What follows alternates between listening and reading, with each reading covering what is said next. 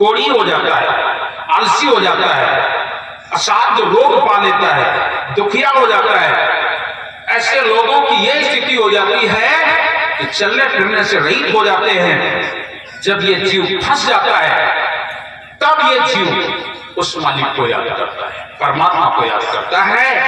अब बचाओ, अब बताओ, अब कैसे बचाऊं, बताओ कैसे बचाया जाए। तो बचने का एक ही उपाय है, तो नाम सुमर जग लड़ने दे, संसार लड़ने दीजिए, तुम नाम का सुमरन करो। इसी फांस को छुड़ाने के लिए सदगुरु कबीर सत्यलोक से आए।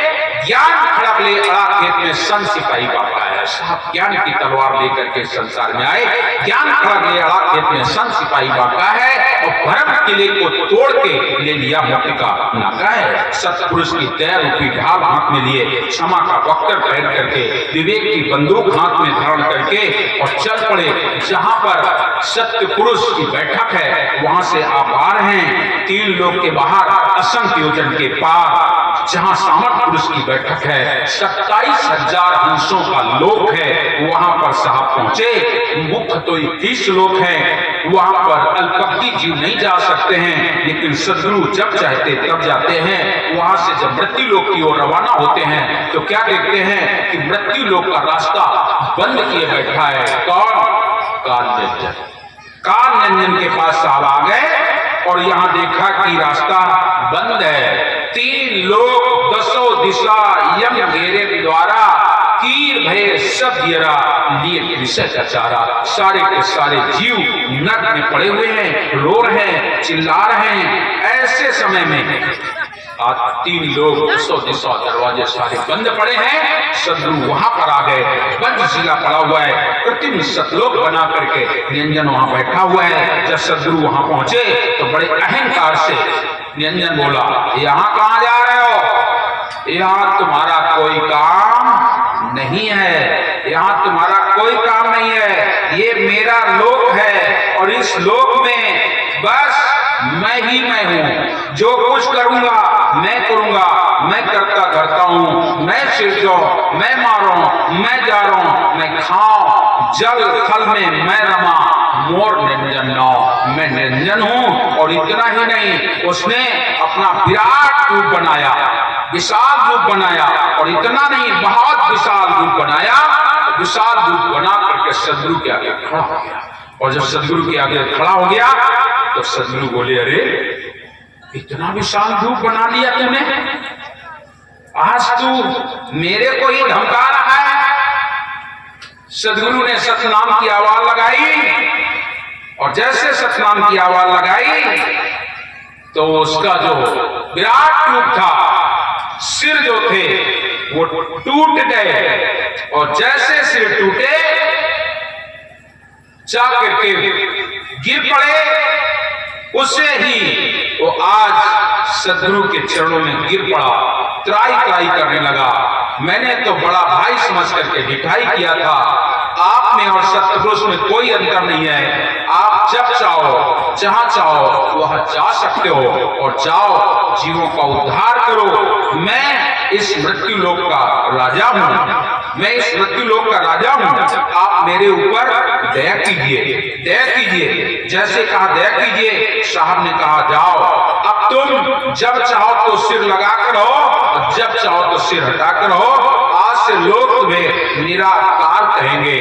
उसी बात को तुलसी बाबा रामचरितमानस में लिखते हैं, बिन पग चलही और सुनई बिन काना, और बिन कर करही करम विधि नाना, अवानन रहित सकल रस भोगी, और बिन वाणी बक्ता बड़ जोगी, तन बिन परस नयन बिन देखे, और कहे घ्राण बिन पास यसेखे, अस सब विधि भांति अलौकिक करनी, और तुम्हारी महिमा जग बहु वर्णी।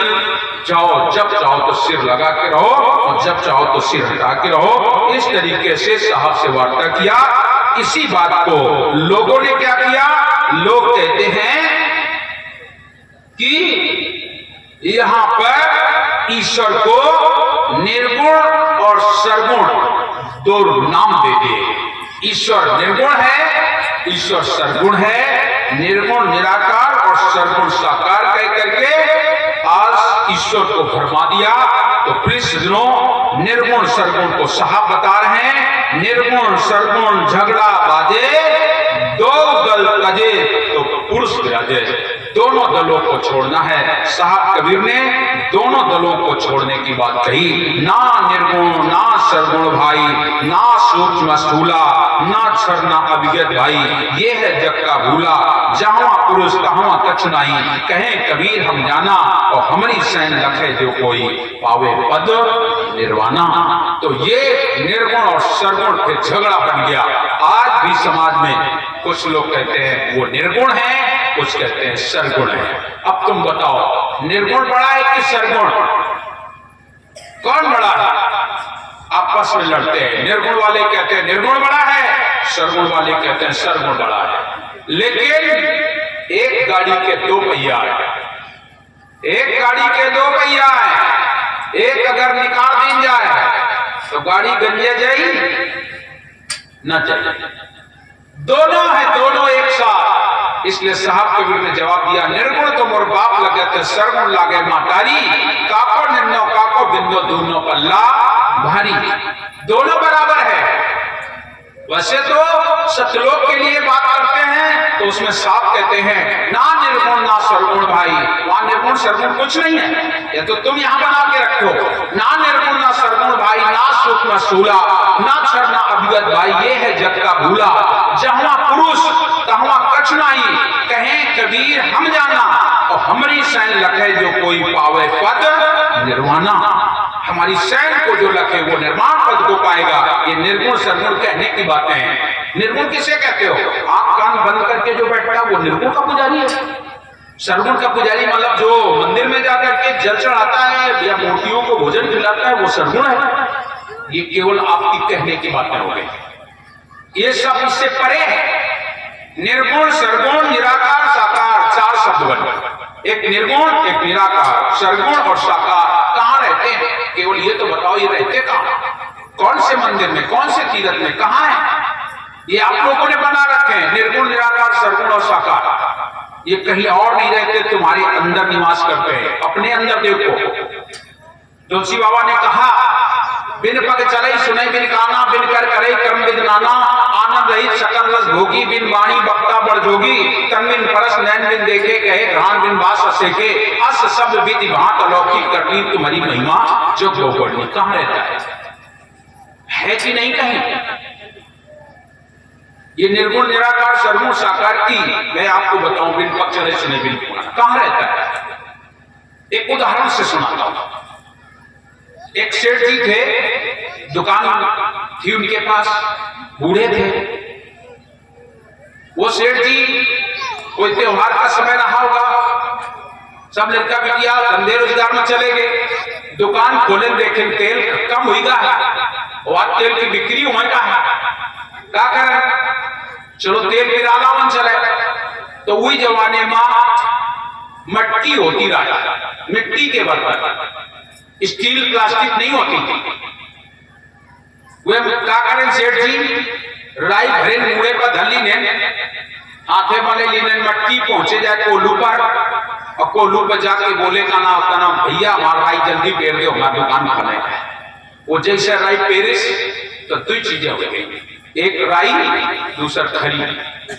अब खरी हुई गए और एक तेल एक खरी, दो चीजें हुई। अब दो हो गए तो कैसे ले जाए? बूढ़ आदमी परेशान, लामे माफिया बोलो क्या कर? तो मजूर ढूंढ लेने। तो ढूंढे से मजूर, और जब मजूर ढूंढा शुरू करे तो त्योहार के टाइम को मजूरों नहीं मिलेगा, एक आलसी में नहीं मिलेगा, बिल्कुल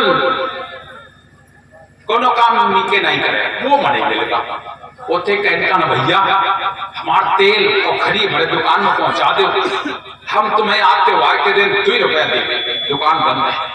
तो वो उस जमाने में 2 रुपया बहुत होते, 4 आना 8 आना मजूरी चले। वो बोलो क्या कहा तो सेठ जी? अरे हाँ पक्का बता, हमें बहुत जरूरी है, हमारी दुकान बंद है, हम 2 रुपया देवे पक्का, तुम 2 रुपया ले लो, लेकिन तेल जल्दी हमारे पहले पहुंचा दो, फिर बाद में खरी पहुंचा दो। दियो कि ना दियो? अरे हम देवे, दियो। बोले हाँ। दली ने तेल मुड़े पर, अब मटकिया तो होती। अब मने मन सोचे अब मजूरी छूट गया, 2 रुपया आज 2 रुपया में बड़ा भारी काम कर ले। का कर ले? 2 रुपया में मुर्गी खरीद लेंगे 2-4, और जब मुर्गी खरीद लेंगे 2-4 मिल जाएंगे तो मुर्गी जो करिए अंडा, तो उनके अंडा बेचबे, बच्चा हो जाइए, कुछ मुर्गी और बढ़ जाइए और अंडा बढ़ जाइए, रोज अंडा बिको करिए, पैसा खूब हो जाए। तब ले बुकरी, वह बुकरिया साल में भी आओ करी, 2 बच्चा देव करी, तो के बच्चा बेचबे, बुकरियन के दूध हो जाइए, अंडा बेचबे, पैसा और हो जाइए, और जब पैसा और हो जाइए तब ले गाय, और जब गाय ले तो गाय बढ़िया दूध दे 10 लीटर, अब 10 लीटर 12 लीटर 15 लीटर दूध बेचो करबे, बुकरियन के दूध बेचो करबे, अंडा बेचो करबे, और पैसा हो जाए तो भैंसिया एक ले और बढ़िया दूध बिकल लगी। जब खूब पैसा हो जाए, जब खूब पैसा हो जाए तो एक लेबे प्लाट, और वही बनवेबे मकान, और वही में दुकान, और जब हमार मकान बन जाए, दुकान चलन लगी, पैसा खूब हो जाए, और जब खूब पैसा हो जाए, खूब बढ़िया दुकान चली है, तब हम ब्याह हो जाइए, और जब ब्याह हो जाए तो फिर लड़का पैदा हो जाइए, और जब लड़का हो जाइए तो लड़का माँ बड़े बड़े जब हो जाइए, और हम उस समय दुकान में बैठे कुर्सी पर और पेपर पढ़ रहे हुए, और हमार घरवाली लड़कवा तो कहिए बउआ जा पिताजी का बुलाला खाएगा, लड़कवा हमारा यह दूधी के कहिए पापा पापा चलो खाना खाओ, चले रुतबे में आके होते के 10 सारे नहीं जाता हूँ, और जैसे 10 सारे नहीं जाता हूँ, हाथ उठा के दिन मोटिया गिरी दंड दे फूट दे, तेल सब फैलेगा, अब तो तेल सब फैलेगा, तो सेठ जी बोले कहा अरे तुम तो वहां तक तेल फैला दी रहे हो, अरे सेठ जी तुम्हारा तो तेल फैलो है, हमारा तो लड़का बच्चा घर गए सब फैल गए,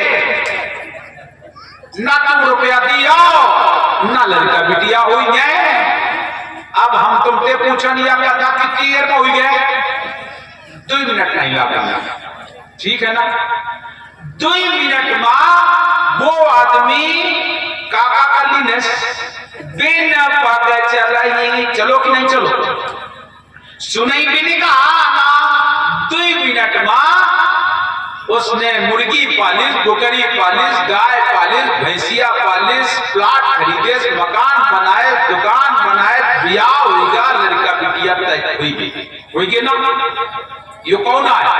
बिन पग चले सुनई बिन गाना, यो आया तुम्हारे अंदर बैठ मन, ये मन तुम सज्जन जन बैठो, कोनो कोनो के मन भैंसिया में लाग हुई, कोनो कोनो के खेतवा में लाग हुई, बैठिए ना मन तुम्हारा मन ते काम कर रहा है, तो बिन पग चलई और सुने बिन काना, बिना कान के सुने, बिन पग चलई सुने बिन काना, और बिन कर करई करम बिन गाना, और बिना हाथ नहीं और सब काम होगा कि नहीं? कहाँ है तुम्हारे अंदर है कि कौन बाहर? यही है मन, ये है निराकार, ये मन है निराकार, सब कुछ करे।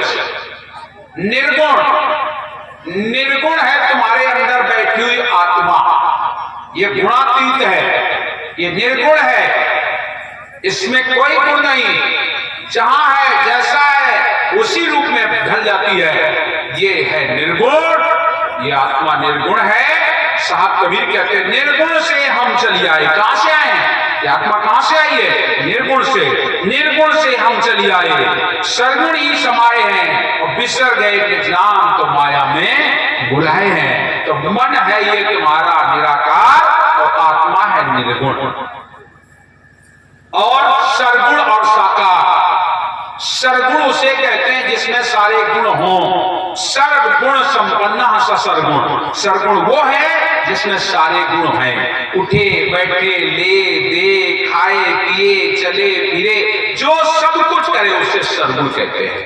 उसे सरगुण कहते हैं। सरगुण कोई और नहीं हो सकता है, तुम ही हो सकते हो। सरगुण साकार संसार है ये, तुम सब लोग सरगुण में आए हो। ये सरगुण है, उठे बैठे ले दे फिरे, खाए खाए पिए चले फिरे, उत्पत्ति विकास प्रलय से जो बंधा है वो सरगुण।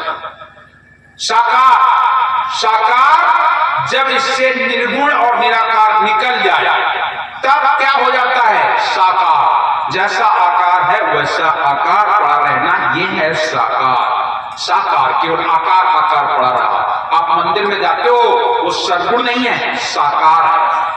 मैं मूर्ति के लिए मना नहीं करता हूं ना, आप लोग सोचो कि शायद मूर्ति की निंदा कर रहे हैं, कतई नहीं निंदा करता हूं। चाहे मूर्ति बनाओ चाहे फोटो बनाओ, ये केवल साकार है, सरगुण नहीं हो सकती है। साकार हाले न डोले, बोले न चाले, खाए न पिए, चले न फिरे, ये साकार है। साकार जो होती है वो चलती फिरती नहीं। मंदिर की मूर्ति चलती फिरती नहीं, बोलती नहीं, खाती नहीं, पीती नहीं। यही तरीके से चाहे कोई फोटो हो, आप अपने माता के अपने पिता की फोटो बना ले तो वो केवल साकार साकार है, वो सरगुण नहीं हो सकती। सरगुण नहीं हो सकती। सरगुण का मतलब ही होता है सारे गुण जिसमें हो वो सरगुण है। तो मूर्ति फोटो केवल साकार है, आकार आकार है। ये चारों चीजें तुम्हारे पास हैं। मंदिर में मूर्ति बनाओ, मैं मना नहीं करता, इसलिए कि मूर्ति हमारी स्मृति है, यादगार है।